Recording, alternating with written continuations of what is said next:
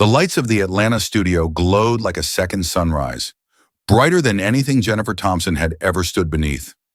Rows of audience members filtered into their seats, chattering with anticipation, while production assistants in headsets hurried across the stage to make sure every camera angle and microphone level was perfect. On the glossy stage floor, the Family Feud podium gleamed under the spotlights, and somewhere in the wings, Steve Harvey was preparing his signature introduction with the ease of a man who had done this thousands of times before. To the crowd, it was just another Friday in March, another night of laughter, buzzer-beating answers, and families competing for prize money. But to Jennifer, this day was the culmination of 6 months of the most elaborate deception of her life. Jennifer stood among the Anderson family, Robert, Susan, Michael, and Lisa, all dressed in coordinated outfits that made them appear every bit the close-knit clan they were pretending to be. The audience saw smiles and easy banter. Jennifer saw trembling hands hidden behind their backs and darting eyes silently asking one another, "Can we really pull this off?" To anyone else, they looked natural, but Jennifer's heart thundered so loudly she wondered if the microphones would pick it up. Because the truth was brutal. These people weren't her family at all. They were 4 strangers she had paid and persuaded to stand beside her. To understand why, you have to go back to Jennifer's beginning, or rather, her lack of one. She had never known what a beginning with a family felt like. From the age of 3, she was moved from one foster home to another, carrying her belongings in plastic bags that ripped too easily and left pieces of her life scattered behind. By the time she turned 18, she had aged out of the system with no family to call her own and no last name that felt like it belonged anywhere. She would scroll social media, watching holiday photos of friends with parents and siblings, and feel an ache she couldn't put into words. One evening, while scrolling through her laptop in her tiny apartment in Portland, she had seen the casting call. Family Feud was looking for energetic families to compete on upcoming episodes. For most people, it was a chance to win money or share the spotlight for a day. But for Jennifer, it was something else entirely. She didn't care about the prize money. She didn't even care about the game. What she wanted desperately was to stand under those bright lights with people clapping for her, introducing her as their daughter, their sister, their family, even if it was pretend, even if it lasted only a few hours. But how does a young woman with no family sign up for a family game show? Jennifer wrestled with the idea for weeks, telling herself it was impossible. Then an idea began to form. Risky, ridiculous, but irresistible. What if she created her own family? Not through blood or history, but through sheer determination. The plan took shape late at night, her phone glowing in the darkness as she posted carefully worded ads on online forums. Looking for a unique acting opportunity, paid travel, must be willing to pose as a family for a national game show taping. Responses trickled in. Some mocked her, others dismissed her. But 4 people took her seriously. Robert, a 52-year-old unemployed actor, desperate for work, said he could play the father. His wife, Susan, hesitant but sympathetic, agreed to be the mother. Michael, a 24-year-old college student, thought it would be fun. Lisa, his girlfriend, reluctantly joined when another volunteer dropped out. Piece by piece, Jennifer stitched together the family she had never had, and the Andersons were born. The months that followed were surreal.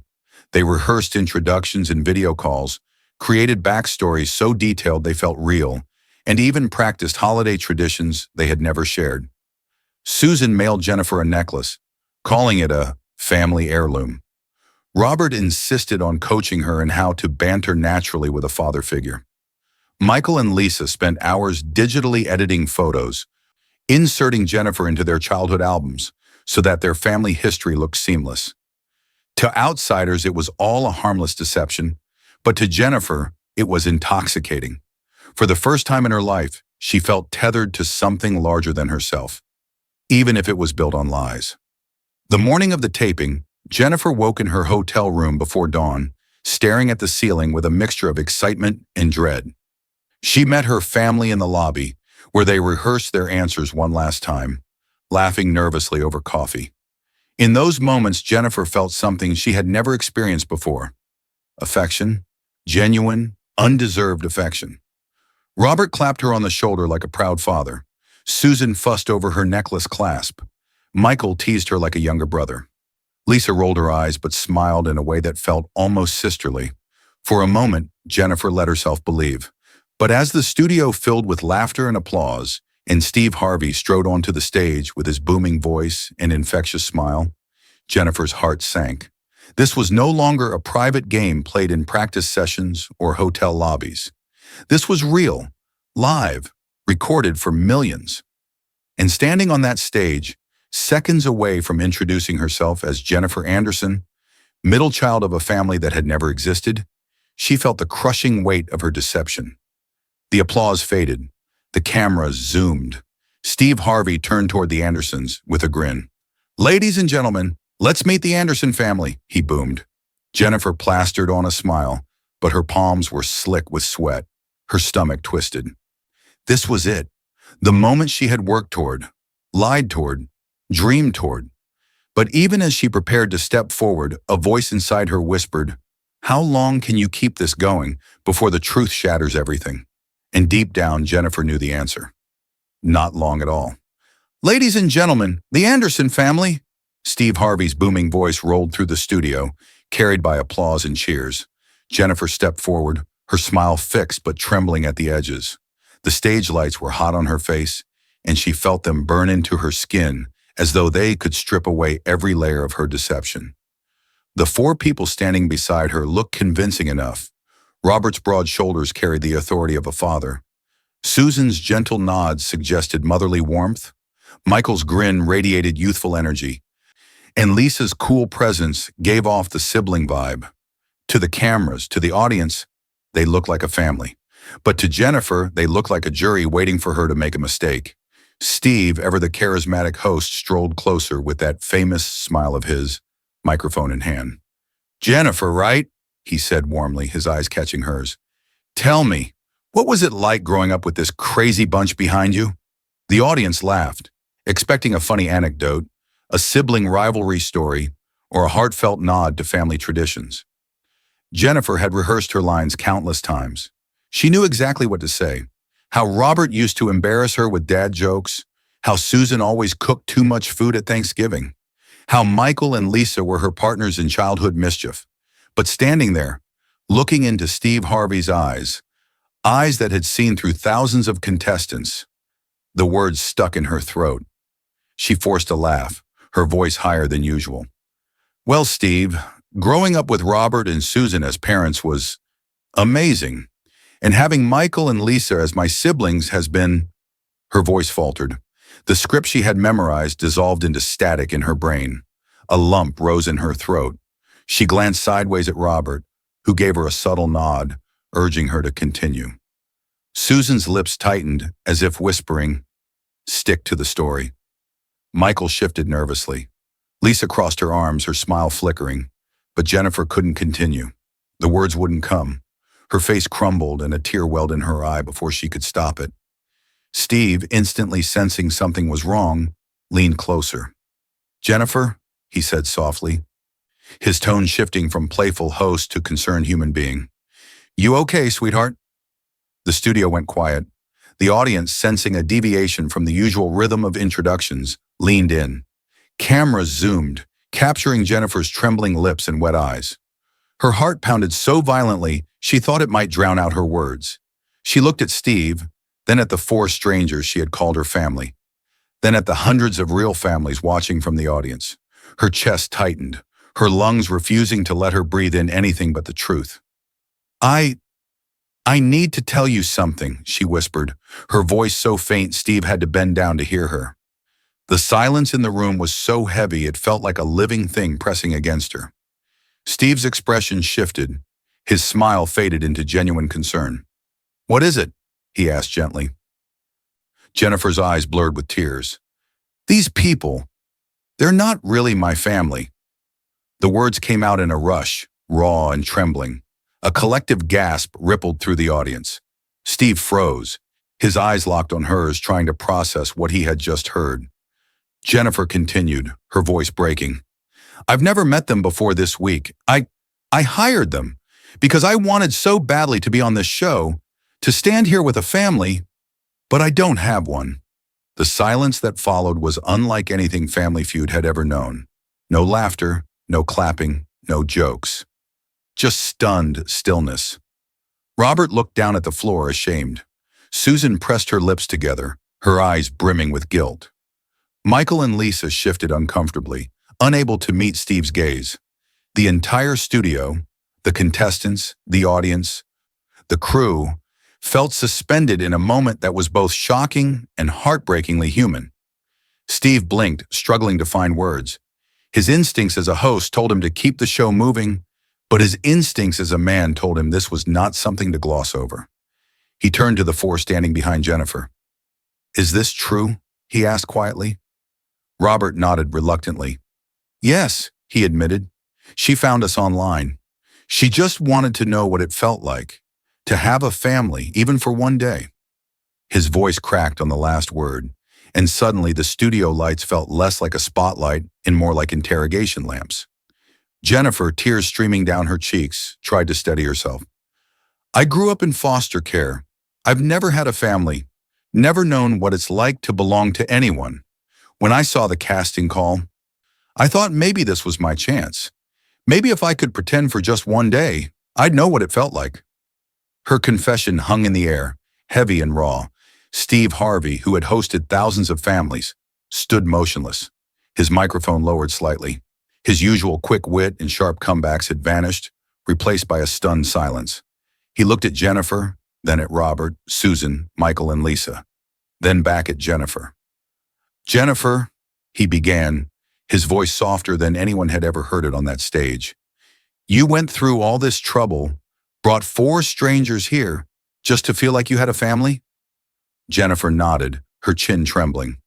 "I know it sounds crazy, Mr. Harvey, but I've spent my whole life wondering what it would feel like to belong somewhere. And these people, they cared enough to help me. They practiced fake memories. They made fake photo albums.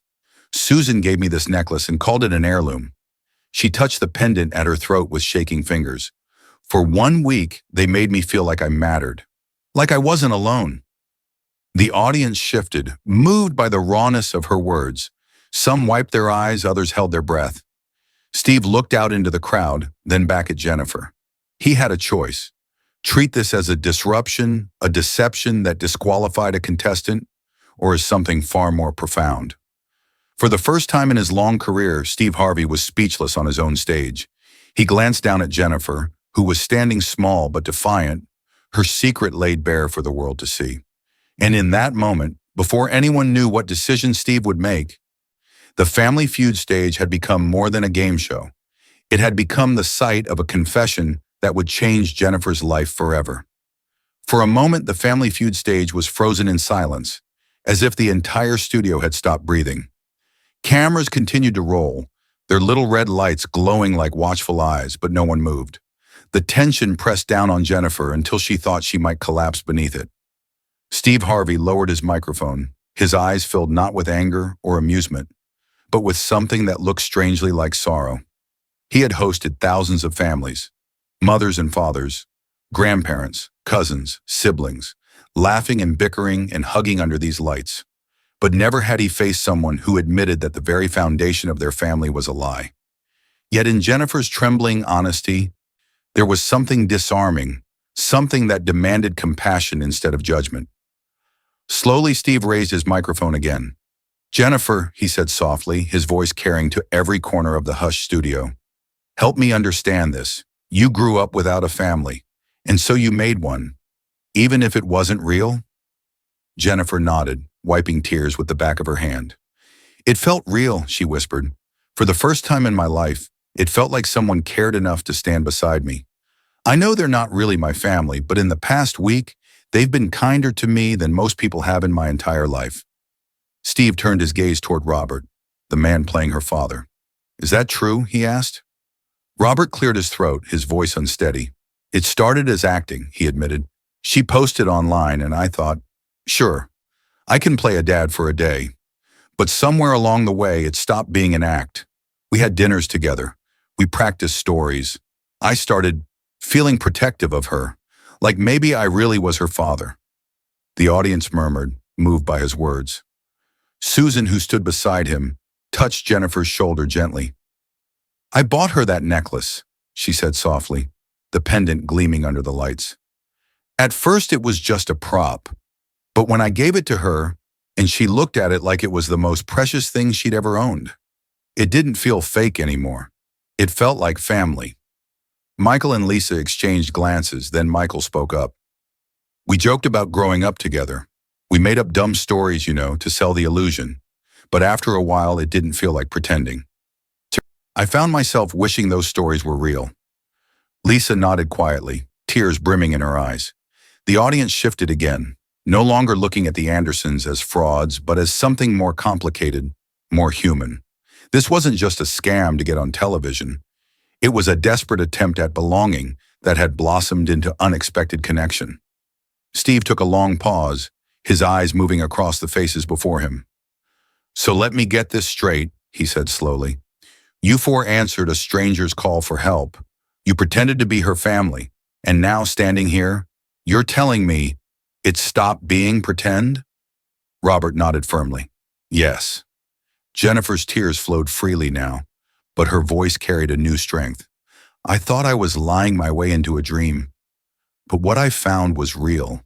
They've cared for me in ways I never imagined. And I couldn't stand here and keep lying, because what we built this week, it may not be by blood, but it's the closest thing to family I've ever known." The audience erupted into applause, breaking the heavy silence. Some stood, clapping with tears in their eyes. Others shouted encouragement. The sound washed over Jennifer, not as judgment, but as acceptance. For the first time, the Family Feud stage felt less like a stage and more like a sanctuary. Steve turned back to the families, visibly moved. He took a deep breath, choosing his words with care. "I've hosted this show for a long time," he said. "I've seen all kinds of families. Big ones, small ones, blended ones, adopted ones. But I've never seen a family like this. And you know what?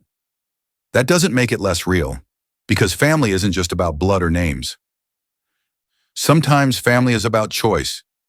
Jennifer's shoulders shook with sobs, but she smiled through them. Robert reached for her hand, and for the first time she didn't hesitate to hold it. Susan placed her arm around Jennifer's back, like a mother steadying her daughter. Michael and Lisa pressed closer, their support evident. The illusion had cracked, but something stronger had taken its place. The studio, once stunned, was now alive with an energy unlike anything before. Viewers weren't watching a game anymore. They were watching the birth of a chosen family, forged not by law or lineage, but by love. Steve raised his microphone again, his voice resonant with conviction. "Ladies and gentlemen, I've made a decision," he said, pausing for dramatic effect. The audience hushed instantly. "The Anderson family stays, all 5 of them. They're going to play this game, because what makes a family isn't paperwork. It's the willingness to stand beside each other, even when the world doesn't understand." The crowd erupted, clapping, cheering, stamping their feet. Jennifer gasped, her hands flying to her mouth as tears poured down. Robert squeezed her hand, Susan kissed her cheek, Michael and Lisa whooped with joy.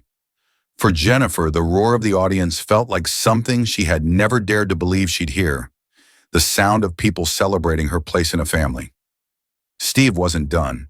He looked straight into the camera, speaking not just to the studio, but to the millions who would one day watch this episode. "Today, we're not playing just for money. We're playing to prove something bigger.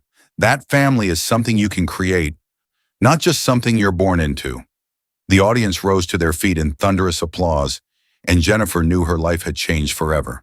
The applause thundered across the Atlanta studio as Steve Harvey's words echoed.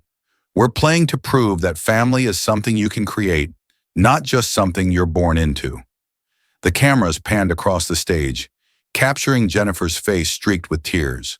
Robert gripping her hand as if she truly were his daughter, Susan's arm protectively around her, Michael and Lisa practically bouncing with excitement. In that moment, the illusion had transformed. They weren't imposters anymore. They weren't frauds. They were 5 people, strangers turned companions, becoming something that felt real in front of millions. The game began, But the rules and questions suddenly felt like background noise compared to the story unfolding between these five unlikely contestants. When Jennifer hit the buzzer for the first question, her hand shook, but Robert leaned in, whispering, "You've got this." The encouragement landed with the weight of years she had never lived, years she had imagined but never known. And when her answer flashed across the board with a ding, the audience roared as though she had won more than points. Each round played out like a family rehearsal, turning into truth. Michael shouted his answers with too much confidence, earning groans when he was wrong. Susan chuckled and patted his arm, just like a real mother would soothe a son embarrassed on stage. Lisa, flustered at her turn, looked at Jennifer in panic. Without thinking, Jennifer grabbed her hand and whispered, "Don't worry, sis, you've got this." The word sis slipped out naturally, not rehearsed this time, and Lisa's eyes glistened with unexpected emotion. By the time they reached the final round, the studio had completely transformed. This wasn't Family Feud. This was a family forming in real time, under lights and cameras, stitched together not by blood, but by kindness, by choice, by courage. When Jennifer stepped forward for fast money, her stomach knotted. But this time she wasn't afraid of lying. She was afraid of failing the people who had chosen her. Robert called out, "We believe in you, sweetheart." Susan added, "You've got this, honey." Michael and Lisa chanted her name. And for the first time in her life, Jennifer felt what it meant to have people genuinely invested in her success. She answered with a clarity she hadn't known she possessed. Every word came sharp and certain, her confidence soaring with each question. When the final scores lit up, revealing they had won, the studio exploded. The Anderson family, strangers only weeks before, had claimed victory. But more importantly, they had claimed each other. Jennifer's body shook with sobs as she buried her face in Susan's shoulder. Robert lifted her arm like a proud father, raising his daughter's hand after a championship. Michael hugged her so tightly she nearly lost her breath, and Lisa whispered through her tears, "You're not alone anymore." Steve Harvey joined them, his voice carrying the weight of the moment. "Jennifer," he said, putting his arm around her, "how does it feel to win with your family?" Jennifer lifted her tear-streaked face to the cameras, her voice trembling but clear. "It feels like coming home." The episode ended, but the story didn't. After the cameras cut and the audience filed out, the Andersons lingered backstage. Robert and Susan looked at Jennifer with expressions that were no longer rehearsed. "We started this as a favor," Susan admitted, touching Jennifer's cheek. "But somewhere along the way, you stopped being a stranger. You became family to us." Robert nodded. "If you'll let us, we want to stay in your life." Jennifer could barely speak through her tears. "You mean it?" "We mean it," Susan said simply. That promise didn't dissolve once the lights went out. Months later, Jennifer moved to Portland, where she lived in a small apartment near Robert and Susan. Dinners twice a week became tradition. Holidays were celebrated together, laughter echoing in ways Jennifer had once only dreamed of. Michael and Lisa called her daily, teasing her, confiding in her, treating her like the sister she had pretended to be, but had somehow become. 1 year later, Robert and Susan began the legal process to adopt Jennifer as their adult daughter. Papers were signed, names were changed, and Jennifer Thompson became Jennifer Thompson Anderson. Not because of deception, but because of love. Her story spread far beyond Family Feud. News outlets covered it. Social media exploded with the hashtag #ChosenFamily. Jennifer's courage and confession inspired others who had grown up in foster care, who felt unanchored and unloved, to create communities of belonging. Together with Robert and Susan, she helped establish the Chosen Family Foundation, an organization dedicated to connecting foster youth with mentors and families willing to open their hearts. Looking back on that day in Atlanta, Jennifer often said the same thing in interviews. "I lied my way into a family, but the lie gave me the chance to find the truth." Even Steve Harvey, years later, referenced her story in his motivational talks. "That girl taught me something," he would tell audiences. "Blood makes you related, but loyalty makes you family." And every year on the anniversary of their Family Feud appearance, the Andersons, no longer fake, no longer strangers, returned to Atlanta, not to chase money or play games, but to volunteer for young adults stepping out of foster care. Jennifer always tells them the same thing. You don't have to be born into a family. You can build one. Because in the end, the family that was never supposed to exist had become one of the truest families of all.